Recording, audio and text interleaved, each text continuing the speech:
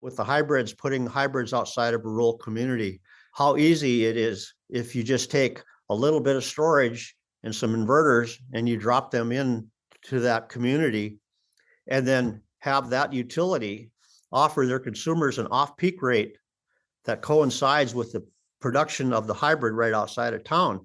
And so when they hit a peak in the system, they just take that home off grid for a couple hours. And then you use low cost off-peak power from the system alongside of renewable technology. And you've got a very efficient, very clean, reliable system. And if the grid goes down completely, those people still have power to run the things that they need.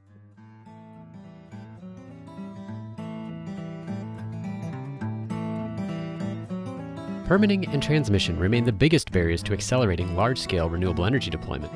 But what if there was a project model that threaded through both needles? Dan Juhl, partner at E2SG Partners, took time to speak with me in December 2022 about the wind-solar hybrid, a commercial-scale renewable energy project combining wind, solar, and sometimes storage at a size that avoids major transmission and permitting hurdles associated with utility-scale wind and solar. It's an approach that could bring affordable renewable energy and jobs to many rural communities, reinforce the grid, expand existing transmission capacity, and advance clean energy goals. I'm John Farrell, Director of the Energy Democracy Initiative at the Institute for Local Self-Reliance, and this is Local Energy Rules, a bi-weekly podcast sharing powerful stories about local renewable energy. Dan, thank you so much for joining me finally on Local Energy Rules. Yeah, it's great to see you, John. Well, I read this article in the New York Times.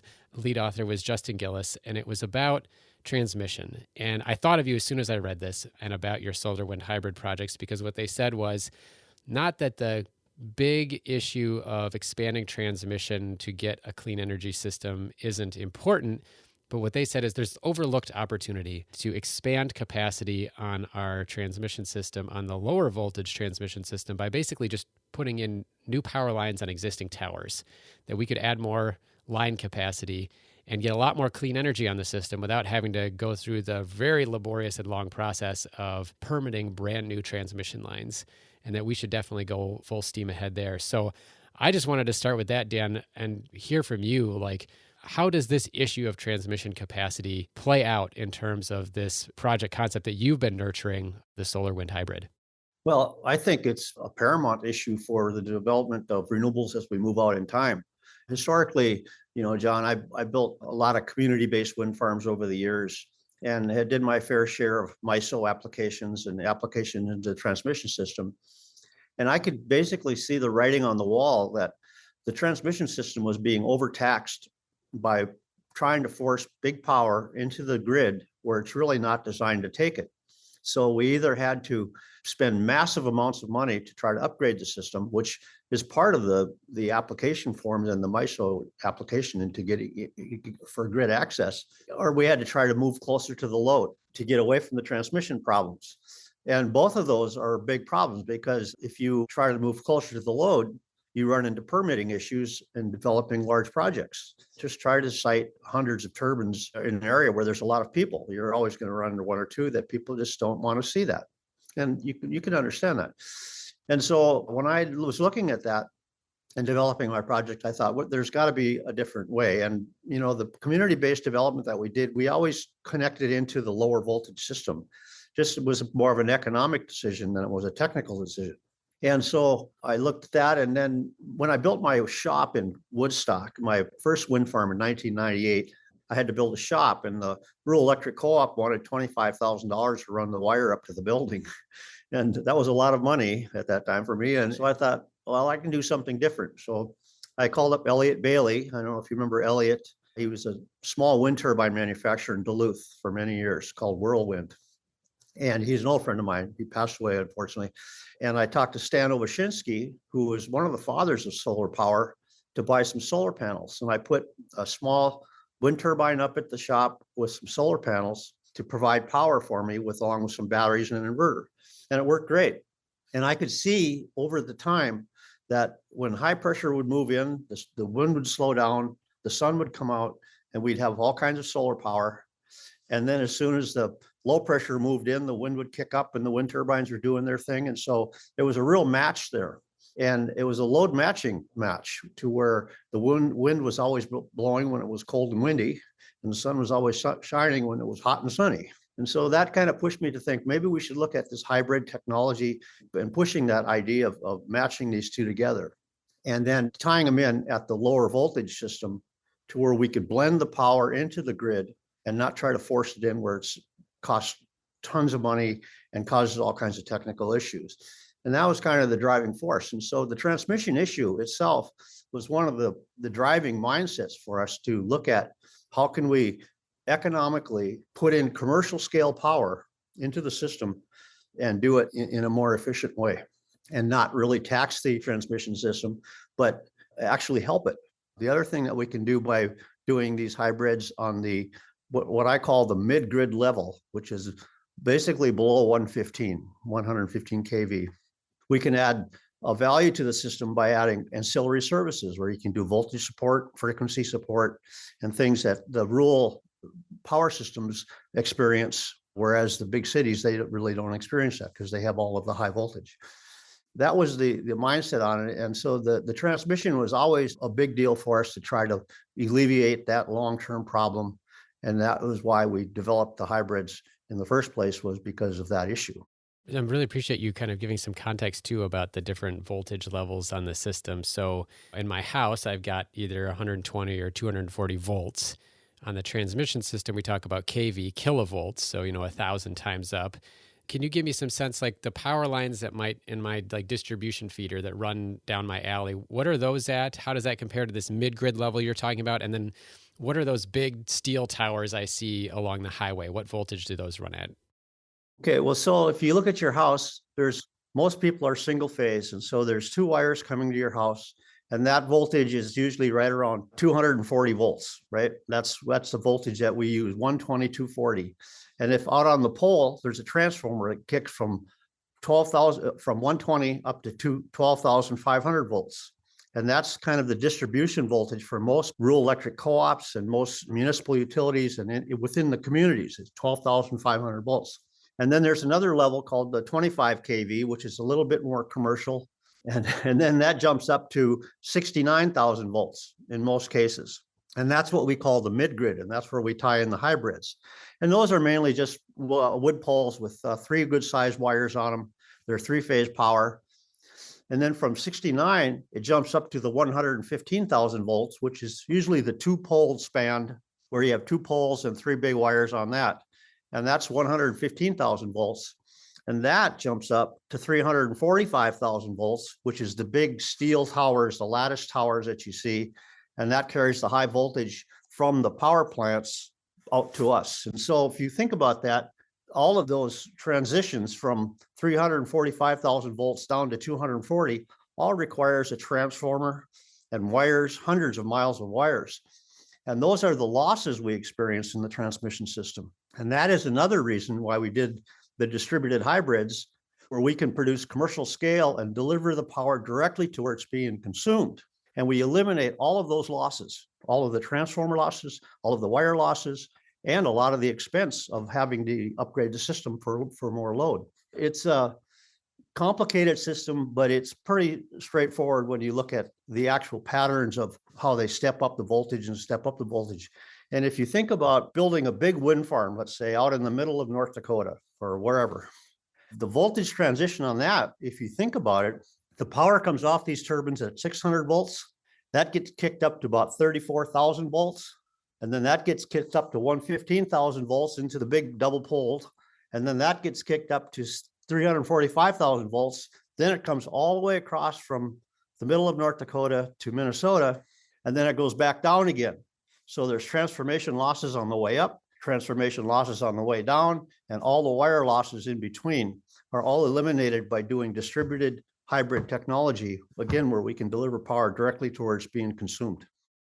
So I wanted to ask you another question. And so that now that we have a better understanding of the infrastructure and the potential benefits of getting that locally placed energy kind of close to where we're using it, let's talk about a little bit about who manages it. So there are different managers, right? You mentioned MISO, the Midwest Independent System Operator, which manages the transmission system. So is that, I think you made that distinction at 115 kV and above, 115,000 volts and above, is that basically the break line between where this regional entity would govern it versus like the utility company that serves that area? How does that governance work in terms of if you have a project and you want to connect to the grid, who do you have to talk to?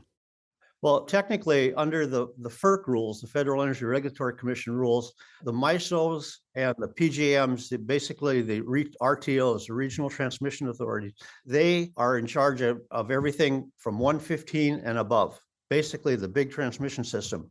But in the rural areas, that gets knocked down to the 69 kV level also, because those are what I call mid-grid. You know, the difference between the big grid and the distribution is that span of wire, the 69,000 volt lines.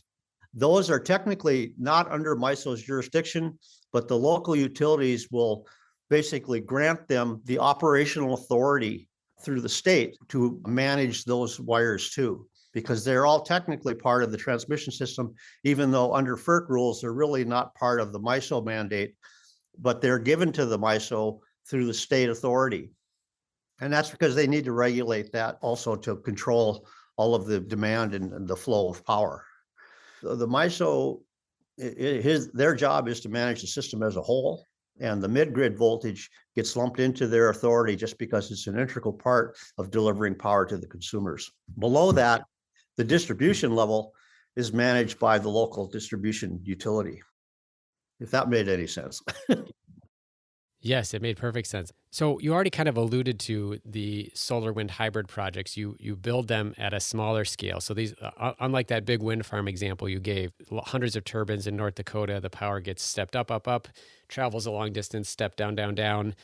Not only do you have the losses from doing that, but it's very expensive, of course, to build that infrastructure for those wind farms. So one of the things that is very much being discussed right now is how do we expand high voltage transmission to enable more solar and wind to be built all over the place, but also to tie different places together. So you mentioned like a high pressure system and a low pressure system, like the more interconnected we are, the more balancing that can happen from one region to another, like from Minnesota to Illinois to Louisiana, for example.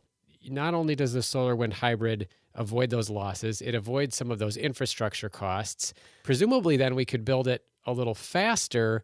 I guess one of the questions I have is, that article that I referenced at the opening by Justin Gillis in the Times about sort of restringing the wires on the mid-grid is what I heard him saying. Tell me a little bit more about how that could help. And also too, to what degree you can, about how that might be less costly than trying to build these really big new transmission towers and infrastructure. Well, I mean, technically, by tying in distributed power in on the mid-grid, you're really not going to need to do any upgrades or modifications to that, because basically you're reducing the flow that's coming from the big transmission lines to the distribution system where the people are. You're reducing the flow by putting the power in at that level, at the mid-grid level. And so you can eliminate having to upgrade those wires because you're not adding more load. You're actually reducing load, because when you put generation onto the grid, onto the system out at the end of the wire, that looks to the regulators like the MISO. When the sun comes up or the wind turns on, it looks to them like you're shutting off loads. It's not adding a load, it's reducing the load. And so it can't tell the difference if it is a motor starting or did the wind pick up. They can't tell the difference from that. It really helps the system in the form that it can reduce load onto the grid. And we're electrifying more and more. And that's what we need to think about with the electric cars. Everybody's putting electric cars onto the system. If we're going to produce that power in faraway places, we need to get the power to where it's being consumed. And if you have a bunch of electric cars coming onto the end of the wire, you will probably have to do some upgrades to get the power there. But if you put in commercial scale, and the hybrids are commercial scale. I mean, we use commercial scale turbines. We use the GE 2.8 megawatt machine with a 127 meter rotor. And then we use 1 to 2 megawatts of solar in a package. And so it's real commercial power. And so you're putting that power in at the end of the wire, and you're basically helping support the system's voltage, frequency, and the load itself. And there's a real advantage to this mentality of looking at how can we do this on a distribution level with commercial scale power. So let's pivot and talk a little bit. We've covered kind of the infrastructure question a lot, and I think there's a lot of clarity here that as these projects are built close to where we use electricity, they actually have a lot of benefits. Not only do they support the grid, as you mentioned, like voltage and frequency, helping with stability of the electricity system. They're delivering power close to where we're using it. They're freeing up power on the bulk transmission system, on the high voltage stuff, for more big wind and solar projects to be sent long distances. But who manages this now? So if you're going to develop this solar wind project, this big GE turbine, they're 1 to 2 megawatts of solar, you've got a place that you want to build it. It's got capacity on the grid. Who do you have to go to say, hey, I want to build this project, to get permission to connect it to the grid? And then how do you get paid? Like, I think a lot of people that listen to this podcast know about net metering, right? So I put solar on my house or my business and it just rolls my meter back. You're talking about commercial scale power. How do you get paid for this? Who are you negotiating with? Well, you got to remember the power that we all consume and use comes from somebody. And so we go to somebody and negotiate a power sale agreement to sell them power, whoever it is, whether it be an investor-owned utility like Xcel Energy or Otter Tail Power or Minnesota Power, or a rural electric co-op like Great River Energy, Minn Kota Power, Basin Electric. And so you go and negotiate power purchase contracts with them to deliver the power, and they become the off-taker of the power. All of the upfront things that we have where we apply into the MISO for the interconnection, and we do all of the permitting and all of the front end work, the development work is done. And then the negotiation of the power contract is with the off-taking utility in the area. In the case of some of the hybrids we're working on now, we're looking at both investor-owned and public power as potential off-takers, because they still have to produce power and deliver it to the consumers. And so the project that we developed right outside of where I live in Red Lake Falls, Minnesota, that power is sold to Otter Tail Power Company. And so we sell power to them right outside of town. And at the speed of light, they take that power and turn around and sell it to the consumers in town. And it's actually, from their standpoint, you'd think that instead of having to take it off some plant out in wherever and ship it all the way through the wires and getting it to the spot to sell to the consumer could be very expensive. And it is very expensive. Where if we produce the power, we sell it to them at a price where they can make money and we are able to pay for the project. Everybody wins. And then you think of all the rural economic jobs that come with it. I mean, the construction jobs, and there's some operations jobs, and there's all kinds of things that trail along with these type of projects.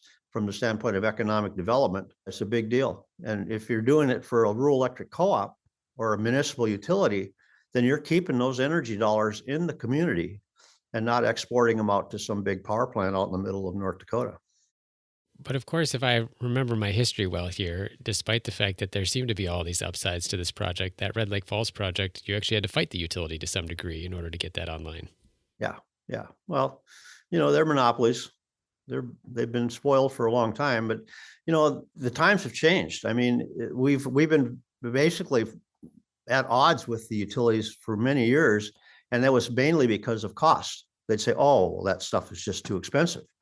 Well, now we can produce and deliver power with no fuel, no emissions, no waste, no water consumption, and no transmission costs right to the rural loads, to the consumers in town.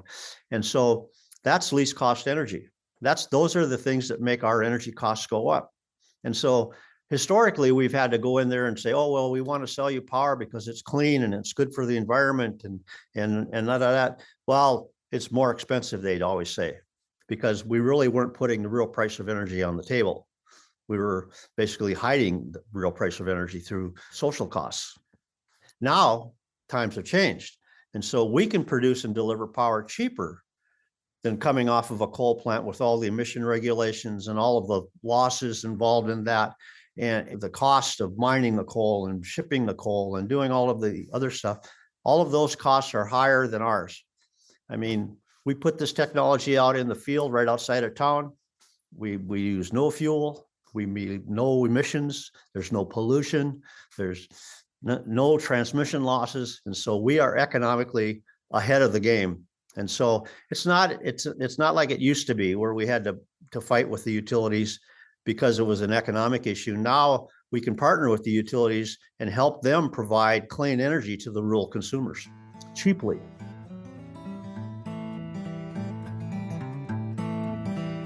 We're going to take a short break. When we come back, we discuss how wind-solar hybrids address the two major barriers to accelerating commercial renewable energy projects, transmission and permitting, and how regulators need to step in to protect the interests of communities. You're listening to a Local Energy Rules podcast with Dan Juhl of E2SG Partners about the modular wind-solar hybrid projects that could proliferate across the existing electric grid. Hey, thanks for listening to Local Energy Rules.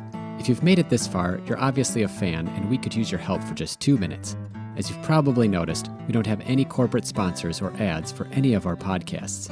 The reason is that our mission at ILSR is to reinvigorate democracy by decentralizing economic power. Instead, we rely on you, our listeners. Your donations not only underwrite this podcast, but also help us produce all of the research and resources that we make available on our website and all of the technical assistance we provide to grassroots organizations.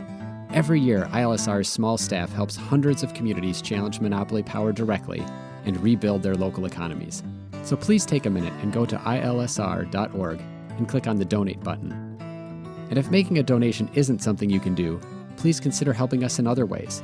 You can help other folks find this podcast by telling them about it, or by giving it a review on iTunes, Stitcher, or wherever you get your podcasts. The more ratings from listeners like you, the more folks can find this podcast and ILSR's other podcasts, Community Broadband Bits, and Building Local Power. Thanks again for listening. Now, back to the program. You mentioned monopoly already in terms of the utility having the authority exclusively over that particular part of the grid. And that's true, of course, anywhere in the country, that the distribution system and that mid-level grid is controlled by the utility. You've obviously been involved in some of the policy discussions as well. One of the truths then, and we see this with in a lot of different states and in a lot of different markets, is that utilities make their money when they expend their own capital, right? When they build a new power line, when they build a new power plant. Is there a way that we could change the incentive for the utility to make them more interested in buying power from these wind-solar hybrids that might be independently developed or even owned by the community?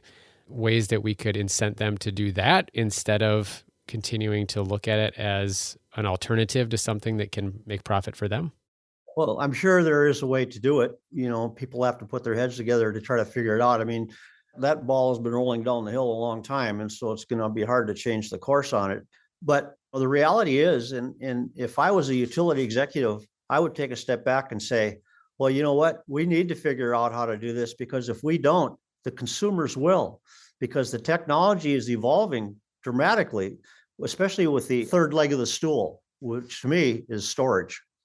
When you take storage and wind and solar together, it comes economically dangerously close to saying, you know what, maybe we should just cut the wire. I mean, it's close to that at this point. I mean, there's the storage technology is leaps and bounds thanks to all of the work done with the car companies, the electric cars, and the driving forces on storage technology. The batteries we can buy today are very efficient and low cost compared to what they were just a few years ago. And solar power is lower. All of this stuff is lower cost. And so if the utilities are concerned about their monopoly, they should be very concerned about the advent of distributed renewables with storage becoming a real problem. And we've looked at with the hybrids, putting hybrids outside of a rural community, how easy it is if you just take a little bit of storage and some inverters and you drop them in to that community, and then have that utility, in the case of a municipal utility, offer their consumers an off-peak rate that coincides with the production of the hybrid right outside of town, where they could store power. And so when they hit a peak in the system, they just take that home off grid for a couple hours. And then you use low cost off-peak power from the system alongside of renewable technology, and you've got a very efficient, very clean, reliable system.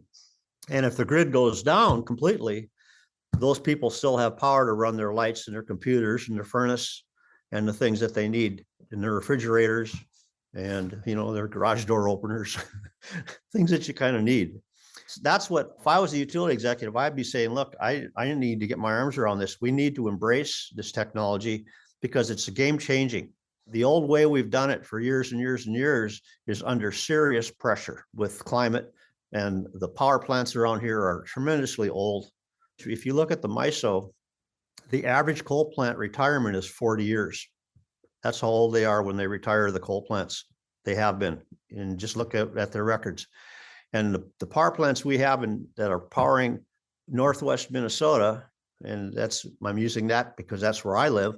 Some of them are 50, high 40s, early 50s years old, and they're wore out.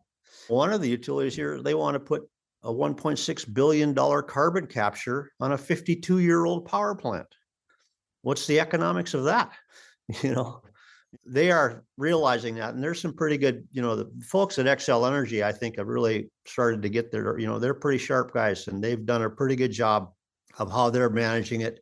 A lot of them, when the coal plants retire, they're looking at natural gas to kind of fill in the gap, which sounds good. It's cleaner, but by gosh, that's a finite resource, and the economics of it are pretty scary on the long term.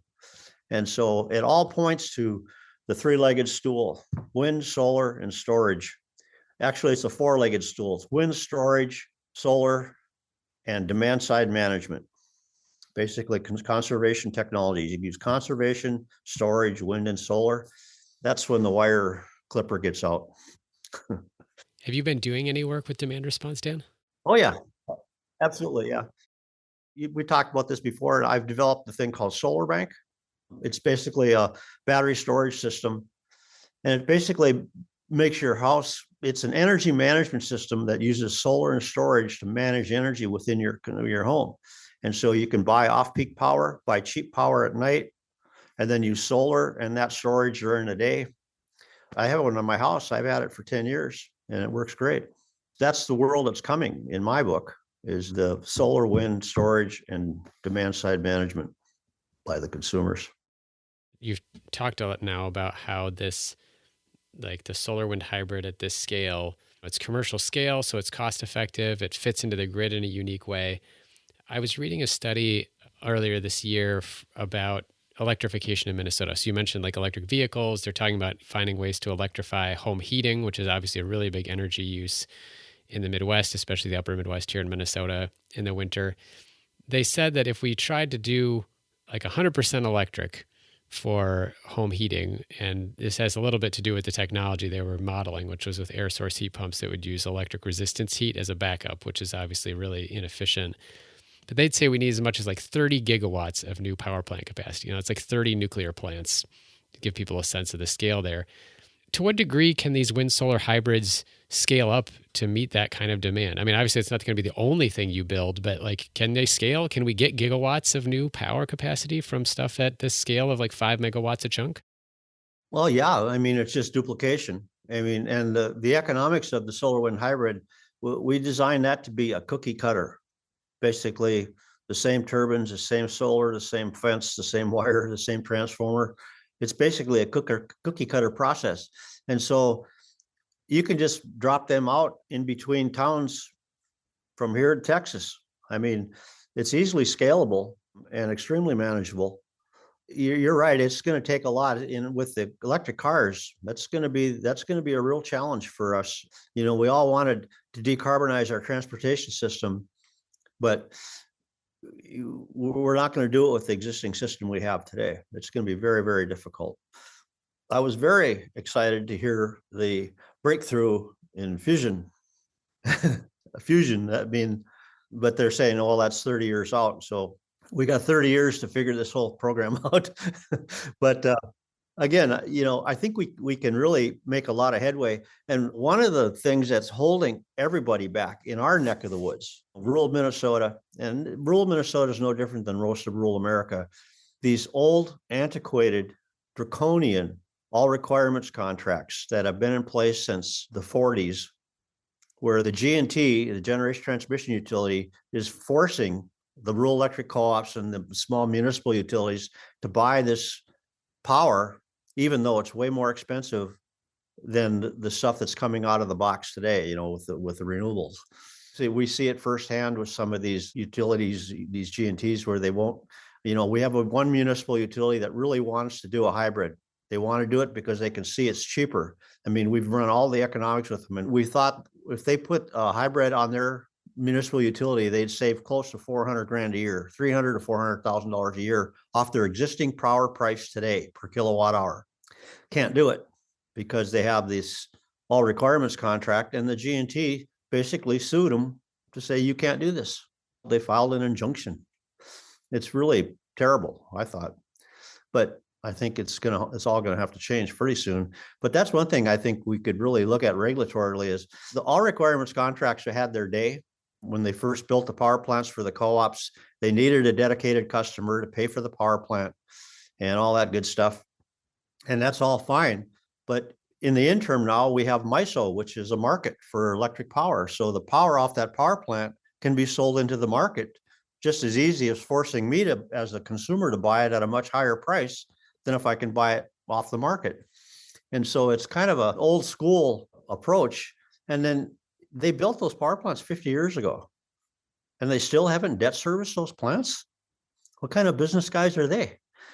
I mean, if you had a business and you're capitalizing your equipment in your business and you can't pay for it in 50 years, maybe you're in the wrong business. I mean, it's, but Yeah. it's just the way it is. But that's something we need to really look at. Yeah, it is a really disturbing element of this, is that the policies and the contracts that you have between these local utilities and these bigger utilities can really hamstring communities. I've heard of several, and probably ones that you've worked with, where, like you said, that they could get less expensive electricity today if they could build these projects, but they have some kind of archaic contract with a supplier. And for power plants, that you kind of alluded to this earlier, right? These are power plants near their retirement age anyway. They're inefficient, and maybe that's the issue, right? Maybe they can't go into MISO and to the market and sell that electricity because it's too expensive. But maybe they should just be shutting them down if that's the case. So why make us buy it? Right. Uh, So one of the questions I specifically had here, which we didn't quite get to, was when I was thinking about this idea of scaling up. You mentioned these are cookie cutter systems. You can just grab a GE turbine, grab 1 to 2 megawatts of solar, and you can plop that down pretty much anywhere. It doesn't take up a lot of space. But one of the things I was curious about, and this actually gets back to, I think you were probably involved in this with George Crocker and John Bailey and some others back in the day. We asked the state of Minnesota to study, if you wanted to build lots of projects like these, is there room already on that mid-grid level to put these projects in? Do you have kind of a current assessment of we could build thousands of these across Minnesota, across the Midwest with the existing capacity of the system? Or do you get the sense that there would be upgrades that would be needed in order to support these things being built, similarly to the large scale stuff that people talk about building transmission lines for? You need to upgrade the system if you're adding load. But if you're blending in generation that doesn't overpower the system, you can blend it in very reasonably. I suppose you could figure it out and do the math, but how many communities are there in Minnesota? Rural communities. Each one of them has a 5 megawatt or so substation that takes the power off the grid and distributes it to them. Well, if you plug these things in right outside of town, right by that substation, that power, 60 cycle power, flows to the load. And so it's going to go right to the consumers first and the communities first. And so the system itself should be just fine. And managing the system, the MISO, when they look at managing the system, they look at the next level where the 115 goes down into the 69 level. That's where they look at it, and they see where that's how they manage a lot of the power system management. And so if you're producing power out here on the end of the wire, and you might be pushing some back into the transmission system, but you're basically, that reduces having to have that power sent from way out in the middle of nowhere to that point anyway. And so I know there's a couple engineering groups that are really looking at how can we blend power in more efficiently without having to do all of this transmission upgrade, because they're talking billions and billions of dollars of transmission upgrades to try to bring renewables into the system. And that's because you can't build big renewables by people. We know that. It just takes one guy with a lawyer to go crazy on you, and that's just fact of life. If you're doing these community-based projects where the communities are it's something for the community, and you don't have the same opposition, and you're putting in one turbine with a small field. And like the project outside of Red Lake Falls here, that project takes about 7 acres of land, and it does 20 million kilowatt hours a year of power. So on 7 acres. If you're going to do that same thing with just solar, it take hundreds of acres of land. I mean, it take a lot of land. And so it's a very land conscious way to produce commercial scale power. And again, it's delivered right to where it's being consumed. And that's a big value. I love that vision of looking at it from the perspective of the substation, that you look at this and you say, okay, you've got all these rural substations. They were all designed essentially with the idea that the only input in terms of electricity was going to come from the higher voltage system from far away. And you're saying, hey, instead of waiting for it to get here from far away, or even like thinking about upgrades that might be needed to do that, you can produce it locally. What I'm really curious about is there are some groups out there like Vibrant Clean Energy and others that are doing a lot of modeling of how do we get to a carbon-free electricity system? How do we get to a very high renewable electricity system? And the transmission constraints continue to be one of the big limiting factors, right? And I just keep wondering to myself, like, oh, if you took all of these communities essentially out of that equation because they have that local production, how many millions of megawatts or gigawatts of renewable electricity could you put onto those big wires and to send long distances, because you have so much less need to be sending it out to all these individual communities? Yeah, it'd be an interesting look at it for somebody. The physics of it are all there. I mean, electric power is kind of like a water pipeline. If you got a big pipe, it goes to little pipes and goes down. And if you put a pump on the end of the little pipe, it slows down the flow on the big pipe. And so, I mean, it works the same way. That is how we can get to, and we all have these carbon neutral goals we want to get at. But if you take a step back and realize that there's two big obstacles, transmission and permitting. If you ever try to develop a project, a wind project or a large solar project, you know that those are two major hurdles to get access to the grid where you're not going to choke it, and getting everybody in the 10-mile radius to go along with it. It's very difficult. And as the transmission system becomes more of an issue, they try to move closer to the load, which means you're moving closer to people. Then the permitting issue becomes another stalemate. And so if we want to get to the carbon neutral program, we need to be creative in how we do this and deploy the renewable technology that we do have. And even the big wind turbines, they're one at a time. A big 100-megawatt wind farm is just a whole bunch of wind turbines. It's not one big power plant. And so if you take those same turbines and you spread them out and blend them into the system, then you alleviate a lot of the problems. I would love to ask you about permitting really quick, because that is another thing that comes up, of course. As you said, the two big obstacles to renewable energy at big scale are transmission and permitting. There's been conservative money thrown in to get communities to resist wind and solar projects, often on spurious claims of health impacts and other things. But there is always this legitimate concern of a community of, you're building something new nearby. What kind of impact is it going to have on me?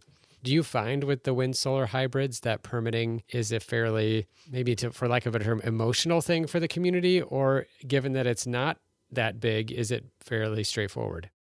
It's very straightforward. I've built probably 40 community type projects over the years. I've never once had a permitting issue where people said, oh, we don't want that. I mean, if you're building something around the community and we try to use as much local content as we can, jobs and the materials and stuff like that. But if you're creating some sort of economic activity in the community, the big projects, when I built my first wind farm down in Woodstock, down in Pipestone, down southwest of Buffalo Ridge, mine was the first one out there, and it was all fine.